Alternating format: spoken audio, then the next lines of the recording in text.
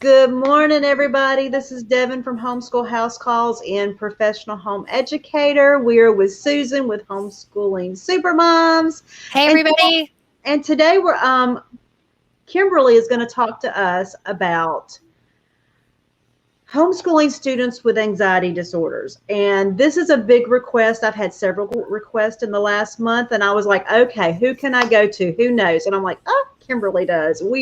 Kimberly and I go way back. We've probably known each other at least 15 years. Probably, Maybe more. maybe more. I don't even have a good time frame. I vaguely remember the first time I met her, and I think it was 4-H. It might have been 4-H, maybe before No, it 4. was Lavaretta Park. It was way before. See, long before. We've known each other many, many years. So about as long as she's homeschooled, probably longer than I have. How many years has it been?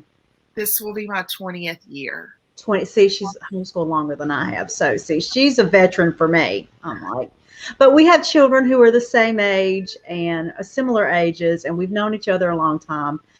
And she's got a lot of great information today. So I'm excited. All righty. You want me to just get started? Let's get started. As Devin mentioned, I've been homeschooling a very long time. I have children that are range in age from 14 to 24. There are 5 of them. 3 of my 5 have some type of anxiety disorder. And I also have a son who, by the way, allows me to talk about these things. I have permission to do this. I also have a son who is bipolar and has been diagnosed as bipolar since he was a young child, and has suffered and have been treated for and continues to be treated for his mental health. Right now, in our house, I have just 3 kids left.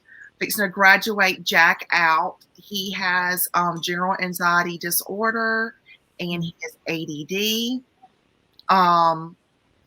And then I have Katie, who some of y'all have met if you've ever done co-op with me or heard me talk about her, but she has severe anxiety disorder. It is she has social anxiety. She borderlines being agoraphobic, and she has general anxiety disorder, and it became severe on onset of puberty, which I will talk a little bit about.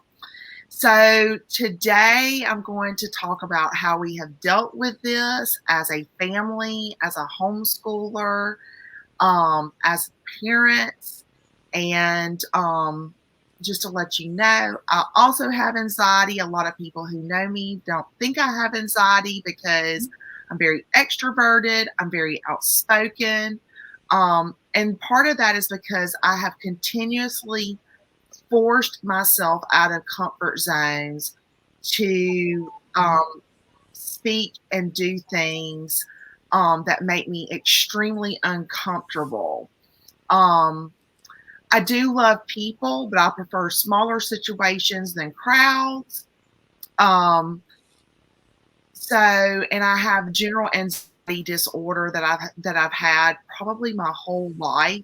And it was just kind of ignored when I was a child. But then as I got older, I was like, oh, that's what's wrong with me. Like once I went to therapy and stuff. And I've just learned to cope and push through that. Not everybody is like me. A lot of people are introverted and they're okay just being in solitude. And especially some parents are introverted as well, so they really don't know how to push their kids. My kids will tell you I'm pushers. Sometimes that's not always a good thing. So I will go through some of the things.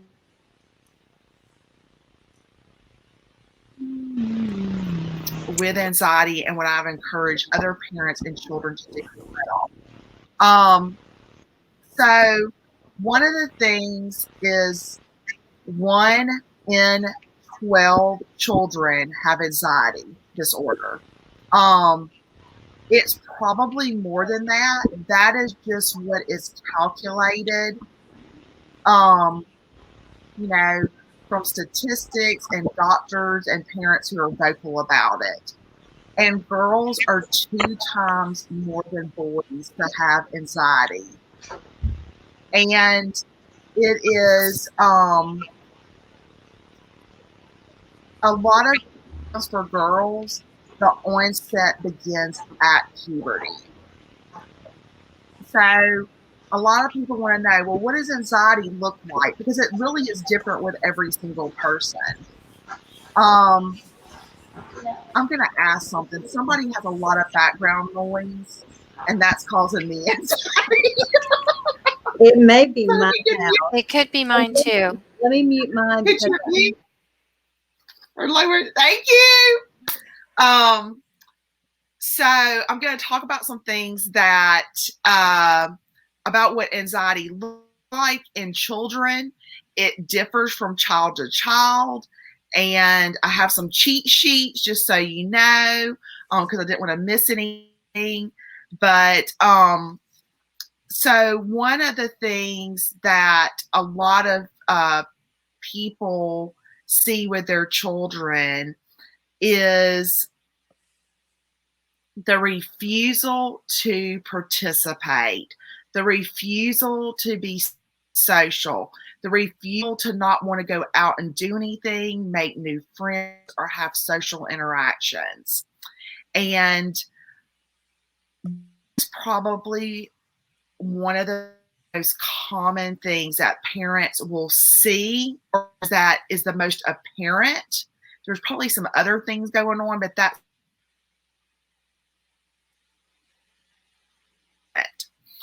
that sees.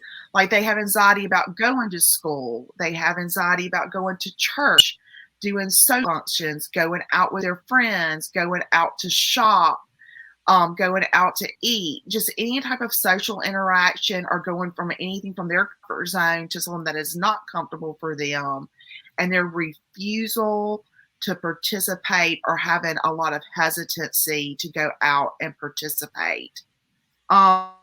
Another thing that is a huge sign, especially in younger children, and yes, it still happens when they're teenagers too, is meltdown and tantrums. A lot of people see meltdowns and tantrums as a discipline issue, that their kid is being rebellious, that their kid is being disobedient. Most tantrums or meltdowns with children of all ages are because of anxiety.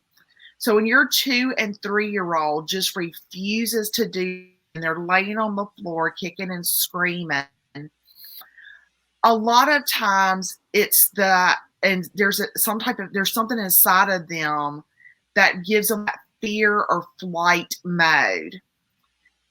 What you may see as a discipline issue or a issue with their behavior that has, about this or that, it really has to do with their little minds being anxious. And when kids are little and their brains are so immature, that's completely normal.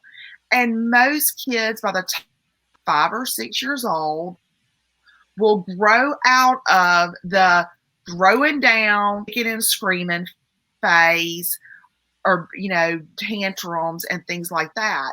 That is because they become more socially acclimated, and their brains are more developed, and they also learn our social cues on how we behave and act towards them. But a lot of times that is what is what is really anxiety. They just can't verbalize it. The other things that you see a lot with anxiety in children is sleep disturbance, which include nightmares, night terrors, insomnia, I have chronic insomnia. I have had it my entire life. I have children with insomnia. And there's also the reverse of that, where you'll have a kid who wants to sleep 12 plus hours a day. And that can also be anxiety driven. A lot of times I'll hear from parents of small kids, my child doesn't want to do X, Y, or Z. And they don't care what I do. Like, they don't care what punishment is, their positive consequences, or even the natural consequences. A lot of times when a kid's behavior is geared towards that, a lot of times there is anxiety involved. They just don't care, because whatever is giving them comfort or preventing them from moving from where they're at, their comfort zone or their zone of safety, they're really not going to care what their consequences are, whether they're negative or whether they're positive. So a lot of times parents will think that's oppositional defiant disorder, and maybe it is, but sometimes it's just the kid not wanting to leave the safety bubble. Another thing that, and I've seen in my kids, I've seen in other kids, and something I've experienced myself. You've heard about gut health. You've heard about how your gut is your second brain. That a lot of people's mental health issues are impacted by their gut. Well, it comes into play with anxiety in children when kids say, "Hey, my stomach hurts." They don't want to participate in something. They don't want to go somewhere. They want to get out of doing something. So my stomach hurts or my head hurts. Those are signs of anxiety in children. And it's not just children. That's across the board, whether you're an adult or whether you're a child. But when kids tell you that their stomach hurts and it's not something they've eaten, or they're not having some type of digestive issue, or they're not sick, a lot of times that is a signal from their body that indicates that they have anxiety. And sometimes they'll just say, "I don't feel good." And children can't verbalize "I don't feel good" into "I don't want to do this thing because I'm scared. I don't want to do this thing because it makes me uncomfortable. I don't want to do this thing because this person gives me the heebie-jeebies." Their thing is, because we are conditioned to say something about an illness or direct someone for an illness, their first thing is going to be, "I don't feel good." A lot of times when our kids say, "Well, I don't feel good," and we'll say, "You're going to do that anyway, even if you don't feel good." That's a lot of times when you'll see oppositional behavior come into play after that. They say, "I don't feel good," and then what follows is a tantrum, the meltdown, the crying, the back talking, any type of resistance they're going to give. So I'm going to go through some of the different types of anxiety that is seen in children, that a lot of people end up bringing their kids home from traditional school for, because they see these things happening with their kids. And then what happens when they're in the school environment, they're always in trouble. They have social issues. The teacher is like, "That's a problem student." And they get a lot of bullying for this. And I can't tell you how many times, I'm sure Devin has probably heard this too, that you bring this introverted social anxiety child out of a traditional school environment, put them in a homeschool environment, and they totally flourish. They become like a new person. And I hear this all the time from parents. I hear this, "Oh, my child, when they were in school, they didn't do this, they didn't do that, they didn't want to go, they fought me. And now as soon as they're home, They're doing their schoolwork. They have friends. They're doing activities. And a lot of their behaviors that their parents saw that the parent viewed as negative behaviors kind of diminish and fall away.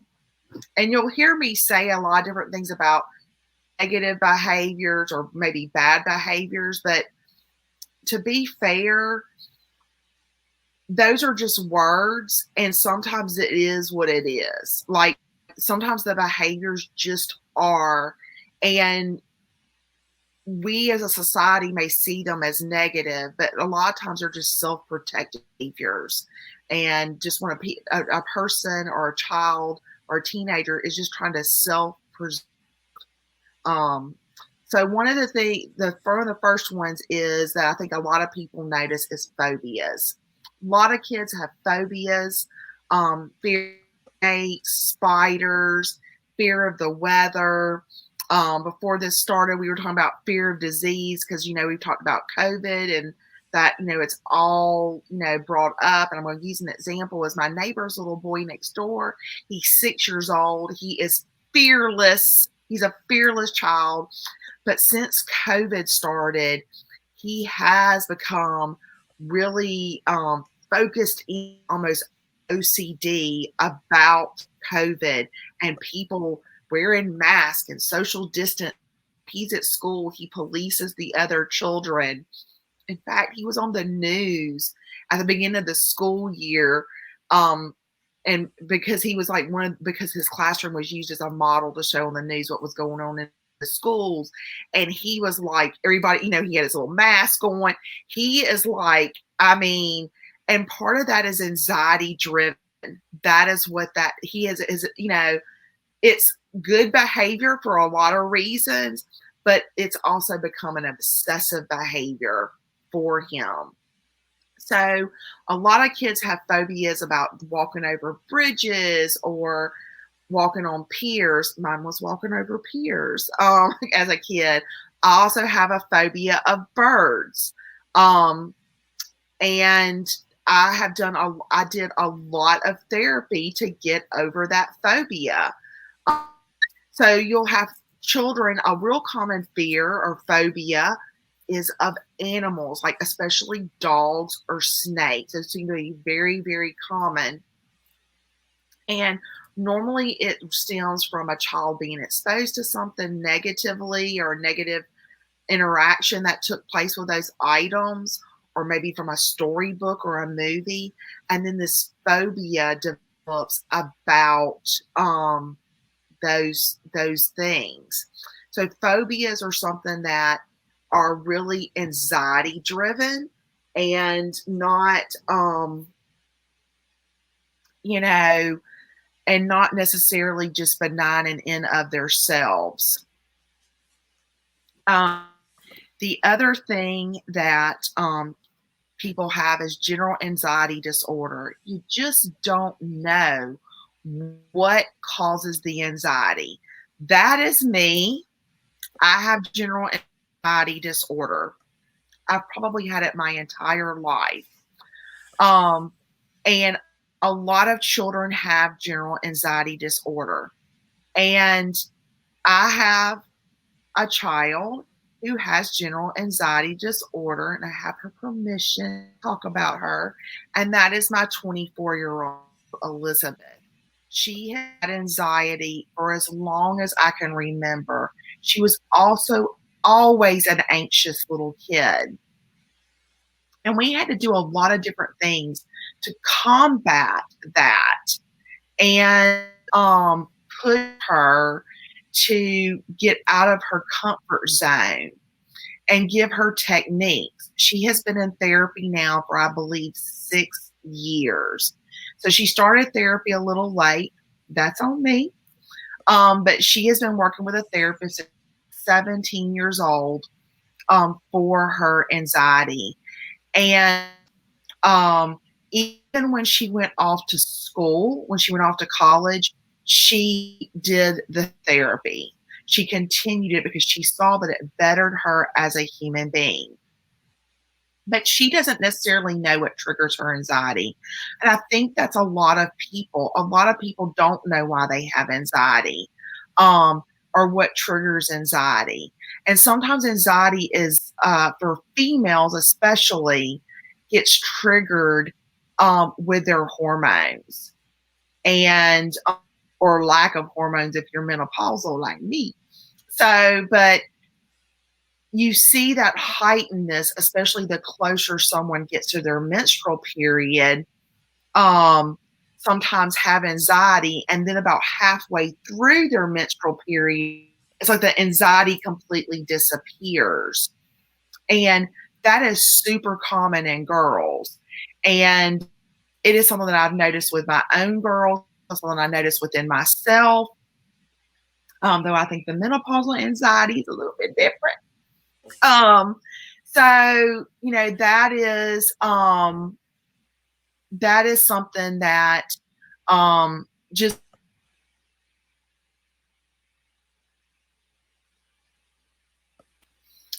one of the other things is social anxiety. And there are a lot of people who have social anxiety, and there's all kinds of jokes made about it in media and books about, you know, it's stage fright and, you know, and go break a leg. And, you know, people, you know, you always see shows where you see somebody push a kid out on the stage, or people are forced into uncomfortable social situations for them. And social anxiety is really common in kids. And it is a huge reason why a lot of people will bring their kids home around the middle school years to homeschool. Because middle school is when people are changing classes, there's multiple interactions, there's instability in the day, there's a lot more social pressure and a lot more educational pressure. So that's when a lot of people, I think that's probably about 11 or 12 people are going into middle school. And that's when a lot of parents report seeing anxiety in their kids. It's because the kids are missing out on the ability of being in one classroom with one teacher with the same set of students. And then all of a sudden they're switching, and it's a constant switch all day long, and it just causes fires inside of this person. That is social anxiety because there's no stability there. And that's when you start to see a lot of kids pull back from being with their peers, or refusal to go to school, feeling sick, not wanting to do their work. Their grades are open. So your once fourth grader who was like straight A's and enthusiastic becomes a sixth or a seventh grader in school, and they are like failing. They're not doing their homework. They're doing poorly on tests. But if you sit down and talk to them, they know the material. It's just that their environment now has completely changed and taken off their game. And so, you know, that is a huge problem. I do have social anxiety to some extent. And for those of you who have known me a long time that are watching this, you'll see me in a social environment. I either do two things. One of those things is I become the leader of the situation because I become the controller of the situation. So a lot of people say, oh, Kim, you have such good leadership skills and you need to take control the situation. That is anxiety. That is not because I want to be the leader. That is not because I want to be the go-to person. It is because it gives me the ability to control my interactions and control my surroundings. It's why I can pull things off and pull things out of my behind if need be, because it allows me the control. And if I can control my situation, if I can control what's going on around me, then that reduces my anxiety. My other go-to in groups, especially if I don't know a whole lot of people, is to sit back and people watch. So I become very quiet. I keep to myself. I'm sitting in the corner, and people who see me in the other areas will go, "Is there something wrong with you? Something bothering you?" It's because I feel uncomfortable and I'm watching to see what is going on in my situation. I'm just evaluating and taking in how to feel comfortable. It's also one of the reasons why, as a teenager, I was a background person. If I wasn't doing a debate team where I was on the forefront, it was something that had to do with drama or chorus or yearbook or something that had required a lot of social interaction. I was a background person. So, like, I can't remember how many times I was the narrator of the play. I never would act in the play because the narrator was off to the stage or sometimes behind a curtain narrating. When I sang in chorus, I didn't want to do a solo, but I still sang in chorus, but I was always on the back row. You know, just things like that. In yearbook, I wasn't the person doing interviews for the, I was the photographer. I was the one in the background taking the pictures. I was the one doing the layouts for the yearbook and being artistic and being quiet while other people took the leads in other areas because it just made me uncomfortable and caused me anxiety. And now while I'm talking to you, I have anxiety. But right now, what am I doing? I am the speaker. I have some type of control over what's going on right now. I talked to Devin about how this would go down beforehand. I wanted some predictability. I also have things on me right me while I'm sitting here talking. One are these bracelets. I wear heavy stretch bracelets that I made myself. These are actually made of stones that I wear that remind me that I am okay. The pressure on my arm, constant reminder that I am okay. And that's how I deal with my social anxiety. But the biggest thing, the one that is the most noticeable that takes place, that is in connection to all of the things I've just mentioned, is panic attacks, panic disorder. And sometimes they're frequent. Sometimes they come out of the blue. Sometimes they're isolated events. And a lot of times for the person having them, they are scary. And it is so hard for me to even describe what it feels like inside of my gut to have a panic attack. So here are some things that you may see in kids or yourself in connection with a panic attack. Shaking, sweating, shortness of breath, which is often interpreted as an asthma attack. Complete meltdown, high blood pressure. I cannot tell you how many people I know who have gone to the hospital because they thought they were having a heart attack or their blood pressure shot way up and they begin to sweat and hyperventilate. They think they're dying and they end up going to the hospital. So a lot of things are panic attacks, and that is super horrifying to people. And it's horrifying to people around them. In little children, panic attacks are meltdowns. It's the screaming, it's the crying, it's the refusal to want to do things. It's the kicking. It's the limp. Yeah, I'm sure we all have that kid who just goes limp on us. The kid that's holding on to the car, not wanting to get out, clinging to you.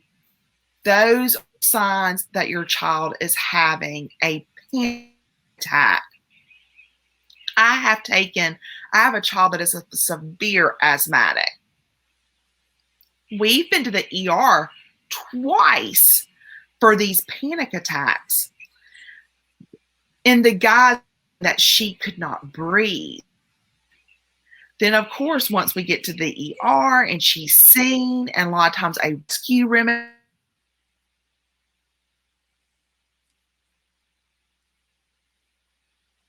levels were fine, and she had a panic attack. So that is kind of what happened. And that happens to a lot of people. So I just wanted to go over what anxiety may look like. And I've touched on why people homeschool their children who have anxiety disorders. I'm going to go through that kind of quick. One of the reasons is bullying. It probably is the number one reason. Bullying is very prevalent. And that's another time that we see it really more prevalent in middle school and how it impacts a student. I get a lot of questions from people and people messaging me, and probably Devin does too.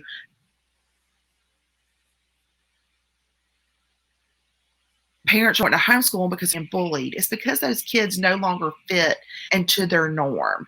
It's because they've been taken out of that environment, and then they become targets. They just become targets because then the kid starts exhibiting behavior that's socially unacceptable or just different. And then the bullying takes place. Another thing that people see with kids that they end up bringing their kids home to homeschool is test taking. It's very stressful, especially mandatory tests. There's this whole gear up and all the pressure on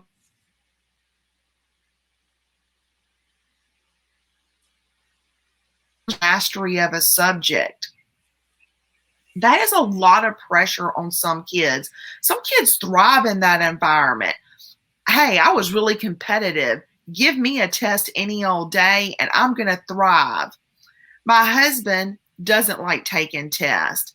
I have a daughter who does not like taking tests. Did she learn the skills to do so she could go to college? Yes, she did. But there was a lot of pressure involved when she was in elementary school to pass those tests to be able to move on. Or if not, you got a big F for failure. So the failure, when the kid failed a test or had test anxiety about moving on, became a trait that those children started to internalize, which caused them anxiety. So that's a lot of reasons people end up bringing their kids home. I personally do not test my children. Talked about this over and over again. I test my children as a homeschooler. We learn for mastery. And the reason for that is because it reduces stress. I don't want my kids to feel like they're failures if they don't know where, Cuba is, or because they can't do fractions, or because they can't spell certain words. I just don't. Do I want them to know how to do certain things? Well, yes. And there's lots of tools to do that. But testing is not my go-to in my homeschool. Now, did I start out 20 years ago? Yes. And then I saw what it did to my kids. And then I was like, you know what? This birds. This doesn't, there's no proof in the thing for this. So therefore I eliminated it. So we don't do it. But, I did teach my kids how to take tests because some of them wanted to go to college, had to prepare for the ACT. But we were able to do it in our environment. We were able to do it in a way that benefited them, made them more comfortable so that they could do what was necessary to succeed. The other thing that a lot of kids are starting to experience anxiety over in a traditional school environment that they no longer have when they move to the homeschooling environment is that a lot of times the lessons are too demanding in a chaotic classroom. You have a lot of other students going on, a lot of different social, racial, religious things that are all connecting all of these people. You have a teacher that is trying to teach a narrative and trying to get certain things done inside of her classroom, and it becomes too chaotic. So students who are more single focused or who may have attention disorders, all of these things that are coming into play are too much. It's a sensory issue for them. And then it creates that whole anxiety. Then they're looking off into the windows. They're looking at the other kids. They're looking at people's shoes or watching bugs crawl on the ceiling because they are anxious about what is going on around in their surroundings. Because they're just trying to find something to focus on, to bring themselves down, to calm themselves. And a lot of people, when they bring their kids home, they go, oh, well, my kid is now reading books,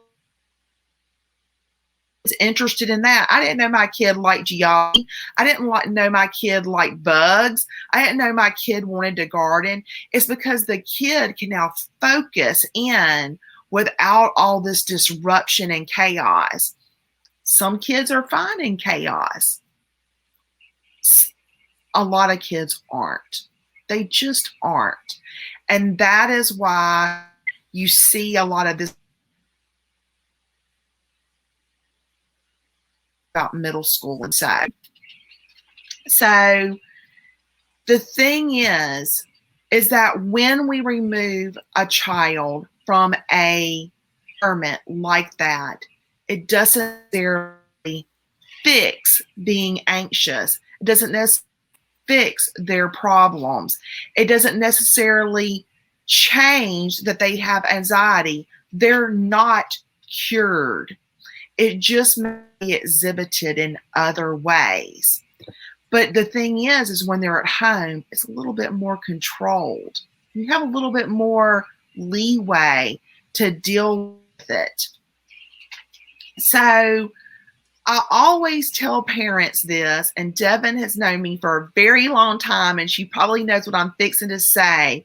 But when you bring your children home from a traditional school setting, de-school your children, de-school yourself, change those concepts about how education should be and what they to be to what works for you and your family.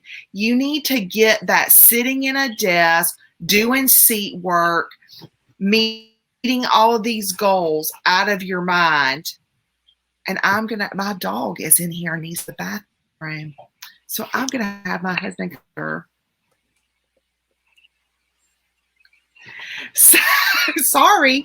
And that makes me have anxiety because the dog is sitting here circling me like, why can't I go to the potty? So just because you change your environment for your kids doesn't mean that it just magically disappears, which is why I say to de-school. You don't want to bring that anxious kid home from a traditional school environment, bring them home, and then stack the books high and go, we're going to get busy. We're going to do 3 out classes a week. We're going to do our seat work. We're going to be doing this 4, 5, 6 hours a day. We're going to do this. And now that you're out of the classroom, it shouldn't be an issue. The thing is that all you've done is just remove the classroom environment and created a new stressful environment in the child's safe space. And then you're going to ask yourself, well, I just don't know why this isn't working. This is frustrating me. I don't know why this kid won't be engaged. Well, it's because you can put all these demands because of an ideology and an indoctrination of what education should look like. And as homeschoolers, we don't have to do that. You don't have to do that. So it's very important that when you're homeschooling a kid with anxiety, to take different approaches on how to educate your child. Sometimes that's going to look really out of the box. It could be unschooling. You know, a lot of people frown on that, but unschooling gives a child some type of control. And what I said about me being a leader, that gives me control of the situation. Unschooling a lot of times gives the kid control over the direction that their education takes. And that removes the anxiety and the pressure about meeting these benchmarks or goals that we have arbitrarily set or someone else has set for them. I don't unschool all of our subjects, but I do unschool some of our subjects. Two things what we don't unschool is math. My husband is a former math teacher. We do math curriculum. We also do a language arts curriculum. I like a classically based education. A lot of that was centered around my children's interest and encouragement to find what worked best for them. It is why I'm not a cookie cutter, homeschooler. For some kids that may work, the predictability and the stability of doing a computer program or, book work. But for some students, that causes anxiety. And with my kids, that caused anxiety. So I mixed that up and changed the game. So some subjects are kind of like a lot more free. As they become high schoolers, and if they say, we want to go to college, we kind of sit down with them and narrow that down on how to work with them to be able to meet those goals, to go into school so they're not ignorant, so they know things. But when they're little kids, and I've seen that type of anxiety take place, we've unschooled that. I took those narratives that I had in my head and I changed them to fit the needs of my kid. And I wrote this down, and I heard someone else say this a long time ago. My dad has a rule or has a thing about loving people. Relationships over rules. Well, here's a new one. Connection over curriculum. Connection over curriculum. A lot of times as parents, when we are homeschooling, and I am guilty of this, I was focused on finishing the book, finishing the lesson, doing the curriculum, and not the connection with my child.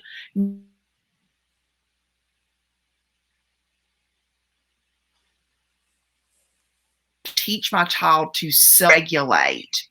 And that is so important. And we miss that. And a lot of adults struggle with that. And we see it in our adult lives. But yet, and a lot of times we do things to combat that. But then with our children, we try to force them into these boxes and pigeonhole them. And that becomes a real issue. And so it's really important that when you're homeschooling a very anxious child, that you connect with them by engaging, by getting on their level, by meeting them where they are, by promoting rest, good diet, and self-care. And that may mean that you have to change your home life. and how you perceive things. It's thinking outside of the box. And, you know, it's really difficult for people who have type A personalities. If you're a type A personality parent, you kind of get that narrow mindset that just doesn't work for your child. And then you become frustrated and you become angry. And your child sees that. And then you ask yourself, why is my child frustrated and angry? Why is my child acting out? It's because they're picking up on the cues from you on your anxiety about why things aren't going this way, and the anxiety about the pressure of not meeting certain benchmarks, and it makes their anxiety worse. And it's just a terrible circle that has been created. So you have to break that. You have to break it and change. You have to relearn how to do things, especially if you have neurodivergent children have anxiety disorders. So some of the things, I probably could talk about this for hours, but I want to get into what you can do to help your child with anxiety by holistically, whole body approach.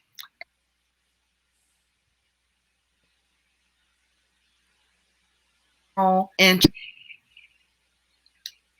I am one of these people that are not going one way or the other. I do a whole person, whole body approach in my home. I do it for myself. I encourage others to do that. Let me say right out the gate, I am a proponent of conventional intervention for anxiety. If your child has anxiety issues more than 2 or 3 times a week, if your child has struggles to leave the house, if your children have regular panic attacks and meltdowns,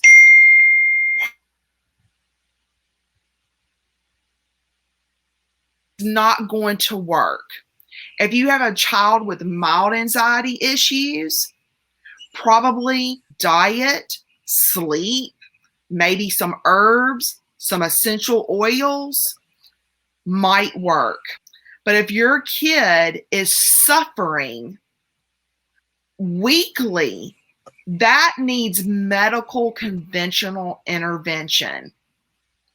And it's one of those things that I feel really, really strongly about. And I used to be the natural mama. I used to be the holistic mama. I used to be anti-medication for children. I am not that mother anymore because I have seen what conventional treatment met with also holistic and natural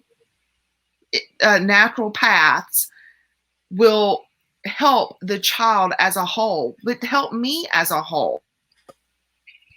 So I want to go over a couple of things that can help you in your homeschool that will benefit your child, may even benefit you. I'm going to go over some of the natural things first that I've touched on. Diet, gut health.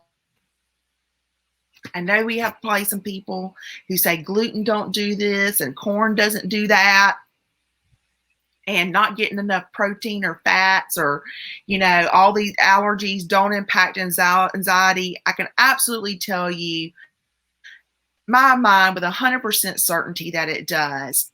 The thing is having the balance to be able to create a healthy diet for your kid and not make it a pressurized issue. I know that my daughter would benefit greatly from being on a much better food diet than what she is.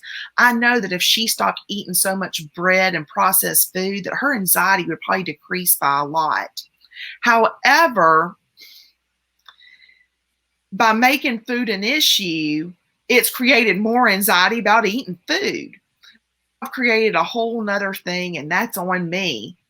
And I'm just telling you from a parent's perspective, the problem that I've had by doing that. I just make sure that there's healthy choices here, that I sit down and talk to this child about what's good and bad for her to eat, and give her the option to eat it or not, and know that there's consequences to the food that we put in our mouth. So diet, when they're little, you can control that. When they're 12 and 13 years old and older, especially teenagers, it's really, really hard to do. And I suggest, if diet is an issue, to sit down and really talk to your kids about what might work for them, to encourage them to do the right thing. But if it's a place where it causes more anxiety, just drop it. It's just not worth it, because all you do is make that kid worse and probably create other anxiety eating disorders like binge eating, anorexia, and bulimia. Those things are all stimulated from anxiety inside of us. The thing is if your kid can't do the diet, you can at least get them on some supplements. Omega-3 fatty acids, need them in our diet, need them for our brains, need them for our guts. Excellent anxiety. The thing is taking a B complex vitamin. A lot of people are deficient in vitamin B. I won't say that bad word, but that there are certain disorders that people have in genetic compositions, that certain genetic predispositions that cause people not to absorb their B properly. And guess what happens? Things happen to you when that takes place. You're going to have anxiety probably. You're probably going to suffer from depression. You're probably going to have some hormonal issues going on. Not to mention a host of all other things. And let me just tell you, those things are really common. Neurodivergent people, especially autistic people. Some people get it, the double whammy. I have the one whammy, but I have a kid with the double. So, getting those B complex vitamins in with a supplement, that'll do the trick. That will help. The other thing is vitamin D. Almost deficient in vitamin D. And you know what has really caused a severe problem with vitamin D? The past year of our lives being, restricted in how we can move and what we can do and how we're eating. So vitamin D is really important. And not everybody's going to be able to bake out in the sun and get out there every 15 or 20 minutes a day. So a lot of people need that vitamin D supplement. But here's the big one.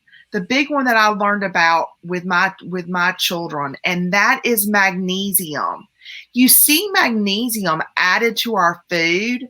The thing is a lot of times when magnesium is added to our cereals or added to other things, it's hard for our bodies to break down and digest. But even in our natural diet, like eating beans or these and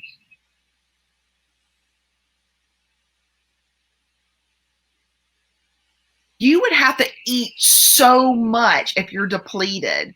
And that's just not real. So taking a magnesium supplement is really, really healthy and keeps things moving in the body. So you're not storing your waste in your gut. It's moving on out, if you get my drift. So magnesium is so important. And it's one of the things that I just recently learned about that I've noticed has really not only helped my child, but helped me and my spouse when it comes to better mental health. The other things I tell people that's very holistic that you can do is get the proper sleep. Absolutely. I know that I function way better if I get 6 or 7 hours of sleep. The thing is that teenagers and children need a lot more sleep than adults. A kid until about 10 or 11 years old needs about 8 to 10 hours of sleep to really function best neurologically. For teenagers, be even more. For girls around their periods, 12 to 14 hours is not unusual. When you homeschool, you can school around your child's circadian rhythm and their sleep cycles. Look, my kids don't do school in the morning. They're not morning people.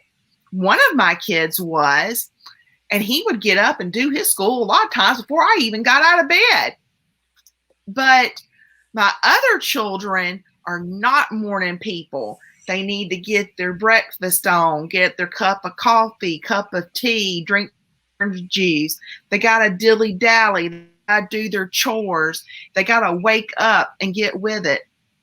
It's not for me to let my kids sleep. It is approaching 11:30, and I have not woken up my 15-year-old. Just not done it. I've let her sleep. She had a rough day yesterday, a rough evening last night. So I'm just letting her sleep it off. Because guess what?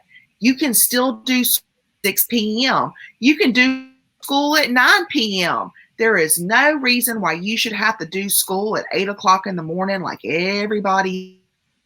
So you can base your education for your anxiety-ridden children that need that sleep on their circadian rhythm and yours, especially if I'm not, luckily for me, I'm with my kids. I'm not a morning person. It's one of the reasons I like to homeschool. I hate getting up and me anxiety to get that rush, all their very lives in their book bags and all this and load them into the car. That caused my whole day to be me so much anxiety every single day to get up and be in traffic in a school line. Just made my little heart palpitate. So here are some things that you can also do that helps sleep and anxiety. Chamomile and flower, lemon balm, and lavender. Now, the last thing I'm going to talk about lavender for a second.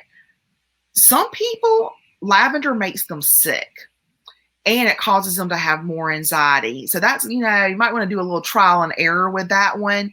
And that is actually, there's a genetic reason for that, why some people are affected by lavender that way versus others. But normally lavender is a calming. So you can do teas, oils, diffusers with those things that will help give you a calming environment. So medical intervention and conventional therapies for kids is what I'm going to touch on. Also some integral therapies that I think are really important to bring into your home life with your anxiety-ridden children. Yoga, meditation, breathing exercises, white noise, creating distractions. I can't remember who off the top of my head because my mind, a lot of things going on in it. But I believe it is one of the gurus of homeschooling that a lot of people go to. I think it's either with Waldorf or maybe Charlotte Mason, where people would sit down in the mornings and do morning time and they lit the candle and drank the tea and discuss their day and how it was going to go. Those are calming things to do for your children. Light the candles, have the scents, make the tea, do the breathing exercises. There are all kinds of meditation apps. Yoga is so beneficial. And you can do it at any age, any size. And it's for everybody. It really helps center young people.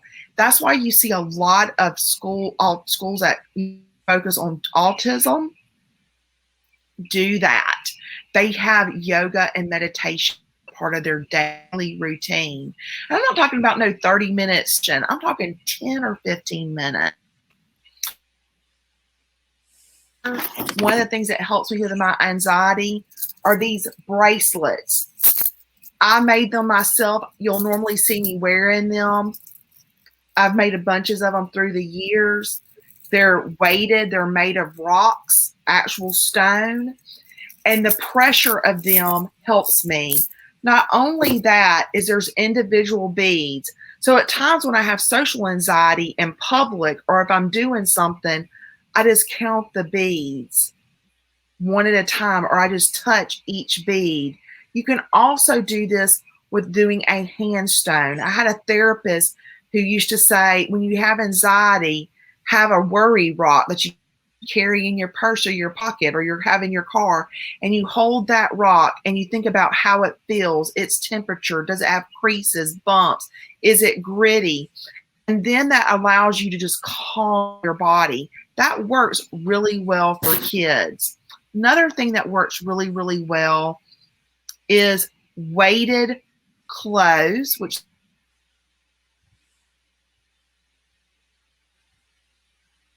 hoodie or a heavy jacket, even when it's 100 degrees outside. It's because it provides her comfort and a safe space. That's why you see a lot of people with weighted blankets. I have my oldest daughter has a weighted blanket. When she wants to decompress from her job, she comes home, gets out of her work clothes, and she gets under that weighted blanket and plays video games. And yes, that's my next thing. Video games are actually good for anxiety. Yes, our phones and social media and being in front of devices can make us more anxious, but there's also good things about them. I have games on my phone that I play all the time because it helps me in social situations or when I have anxiety, because it narrows my focus and allows me to calm down and not drop my basket, as I like to say. So video games are, or little phone games are good. And you know what? There's lots of ones that have spelling or math or geometry and lots of little things that help us with our brains, but also help with our anxiety. On the other hand, those things can also cause a kid anxiety. So it's just finding the right balance and, doing those types of things. The other thing that I do that helps me with my anxiety, I actually taught a class in a co-op for this years ago, was art journaling. I am an art journaler. My other children are all into art. My oldest daughter actually cuts magazines up into little bits and does mosaics out of pieces. That helps her anxiety. It's cutting the paper, taking the little pieces, gluing it on, and making a picture to make her happy and calms her. I have another kid who draws a lot on an iPad.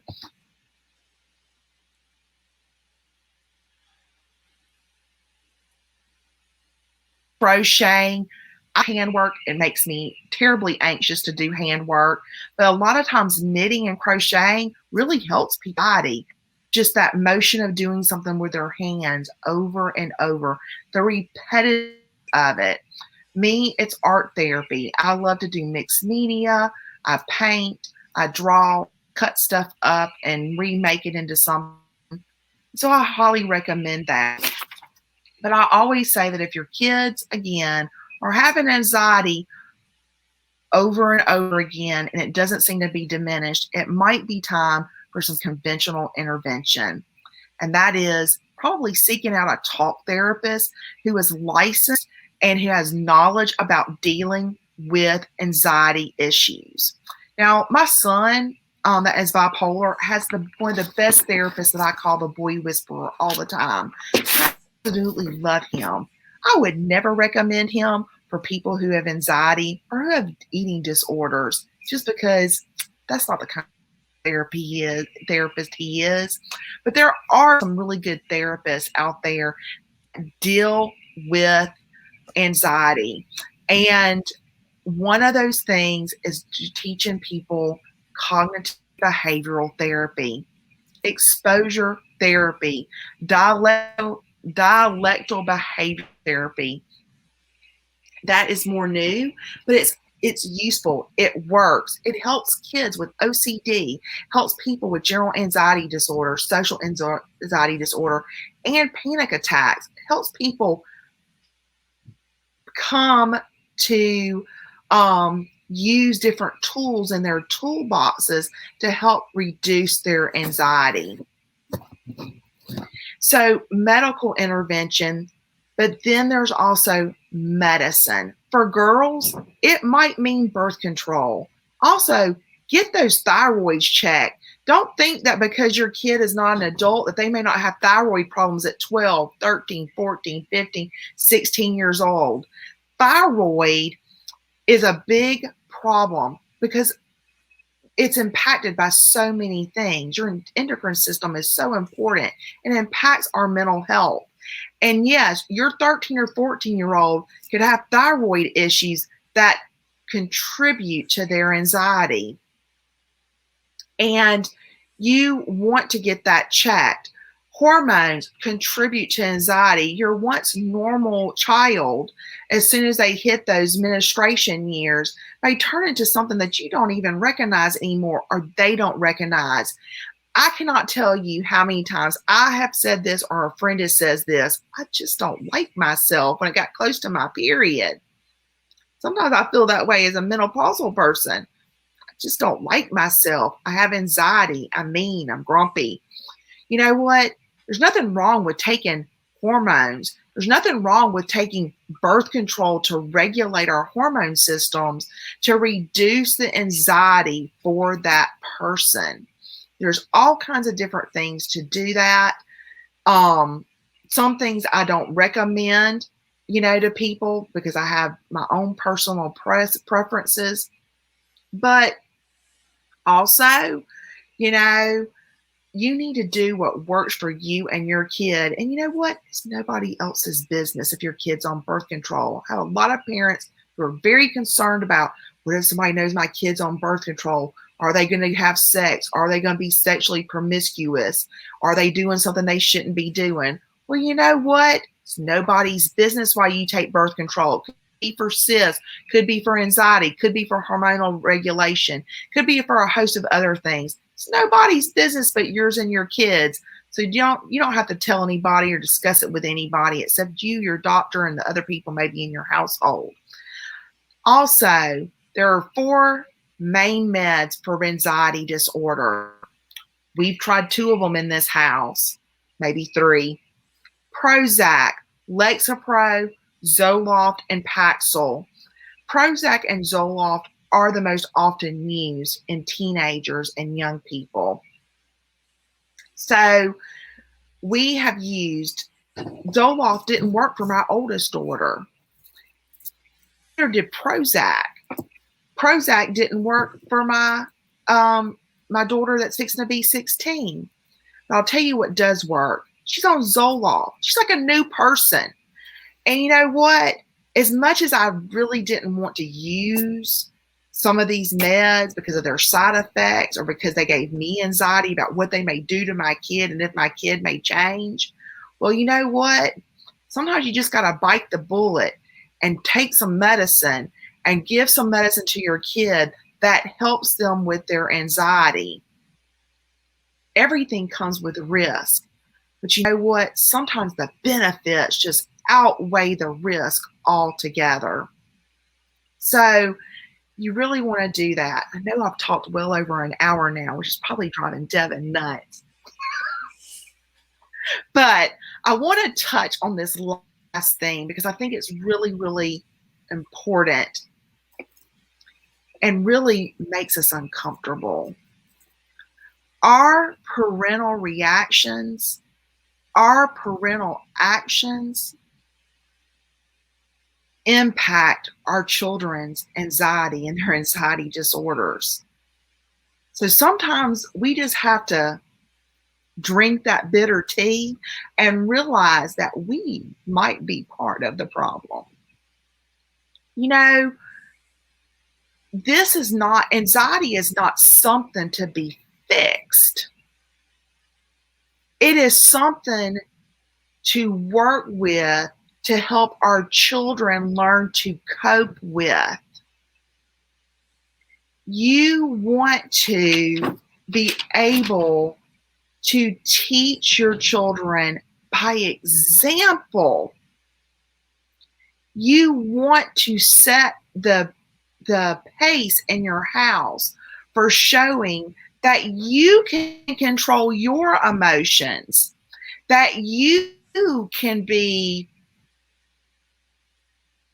different in helping them That comes from our own self-discipline. Because I'm going to tell you this from vast experience and lots of failure. Nagging, punishing, negative consequences, restrictions, berating your children will not fix their anxiety disorder, likely going to make it worse. And then you're going to have lost the connection, diminished the trust with your kids, and make things super hard with your relationship. Remember, the most important thing with our children is connection, not meeting some arbitrary indoctrinated beliefs that we may have had about how we should behave or how we should act or what should happen. And this is something I work on every single day of my life. The other thing on this other side of this is, do we enable our children? No, you don't enable your children, because sometimes when we overcompensate and try to fix them and make them really comfortable, we then enable their anxiety and their behaviors, and we don't help them move past those things. So there's one extreme or the other. And I can tell you that I have been at both extremes. I've been parenting almost 25 years. And I can tell you that I have been this extreme and that extreme. It's really hard to find that balance and to break those cycles and those thoughts and the judgments that you get from other people. But the thing is that we as parents have to realize that we are partnering with our children to help them cope with their anxiety disorders. You're not going to fix their anxiety disorder, because the likelihood is they were born that way. They had a genetic predisposition for it, so that means it probably came from you or their daddy. You know, it came from somewhere. They were already wired that way. So it's not something you're going to fix and then it just disappears and everybody's going to be hunky-dory and better. This is going to be something your kid needs to learn to cope with. So when they go into adulthood, they're able to live productive lives. So you don't want to have enabling behaviors. That's why it's good to seek professional advice and seek out therapists who will not only teach your child, but teach you and partnering with you on how to parent your child. And a lot of times, what are the benchmarks for getting help for you as a parent and for your child when it's disrupting your household, when it's happening multiple times a day, when it escalates, when you have avoidance behaviors, when people are self-harming? A lot of self-harm is because of anxiety. I have children who self-harm. I have children who pick their skin. Let me just say, they got it honest, because I used to pull my hair out. I used to be a cutter. It's one of the reasons I wear bracelets and pop them on my skin with the elastic, because it's that little bit of feeling that helps me calm down internally. When your children have trouble making friends, or they disassociate from their friends because it causes them anxiety, when they're constantly physically ill with no reason whatsoever, when they show all of these signs, that's when it's time to get help and move into an area where it's not just them getting help, it's you getting help. And I think that is really hard for a lot of us because we weren't taught that by our parents. It's not what we see in society as a whole.